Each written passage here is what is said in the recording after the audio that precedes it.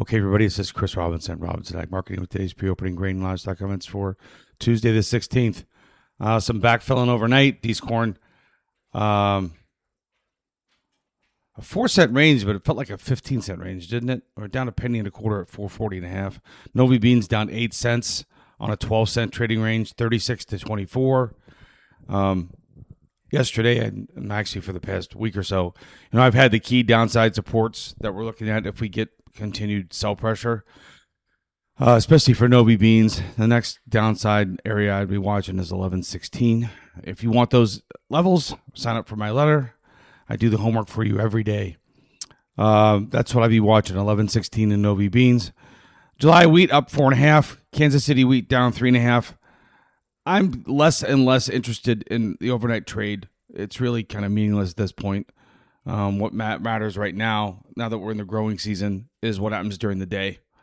So not to say that, there isn't risk overnight, because there is, but highs and lows made overnight, I'm kind of suspect of. So July corn down a penny and 3/4. We did trade as low as 412.5. The question is, are we going to fill that gap at 405.25? We did go to 406.25 on the previous evening. So, we're still fighting for a low here, guys. It's only Tuesday. We know the funds are short, corn and wheat, and we'll have to see if they get back in the game to the long side before we, start making real determinations about what this crop has ahead for us. We've had the big sell-off. The question is, are we going to have a recovery? Corn's dropped 80 cents, and the horse is out of the barn. So what you do now is protect what you can. And if you did make sales, or if you are in the opinion that we could get a rally like we did in 2012 on a weather issue, then you go out and you buy very, very cheap calls. And I'm talking 10 cents, 12 cents for the next 40 to 70 days.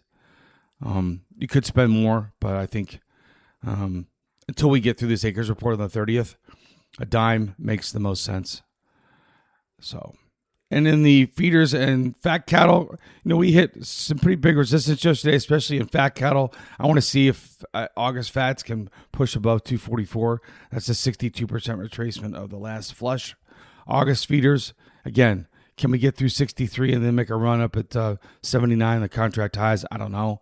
I will say this. We're almost $30 off the low from the New World screw worm announcement that we had on the 4th of June. That's a gift if you're a producer and you didn't have anything hedged. If you were anxious that day where we slammed lower, you've now gotten a $30 rebound.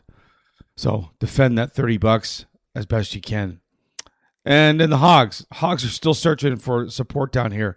We'll see if the math changes. Right now, the funds are long cattle, and they are comfortably short hogs. I would continue to maintain cheap puts in the hogs.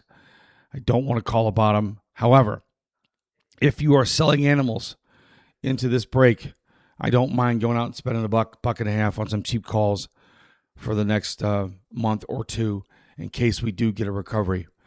So that's the game plan here for this Tuesday, I wish it was August, right? June 16th. The next big level, guys, it's going to be June 30th acres report. This is Chris. Have a good day.